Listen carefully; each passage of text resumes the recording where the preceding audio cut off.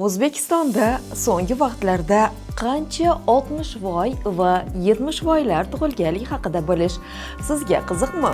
O'zbekiston Respublikasi Milliy statistika qo'mitasi ma'lumotlariga ko'ra, 2025-yilda 879.599 ta tug'ilish holati qayd etilgan bo'lib, tug'ilishlarda otaning yosh kesimida guruhlanishi quyidagicha. 25 yoshgacha ota bo'lganlar 97.917 nafarni tashkil etadi. 25 yoshdan 39 yosh oralig'ida ota bo'lganlar 718.798 nafarni tashkil etadi.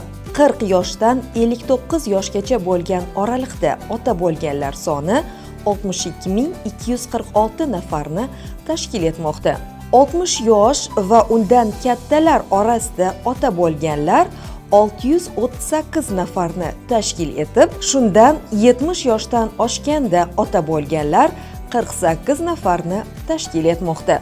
Shu va bu kabi qiziqarli statistik ma'lumotlarga ega bo'lib turish uchun bizning kanalimizga obuna bo'lishni unutmang.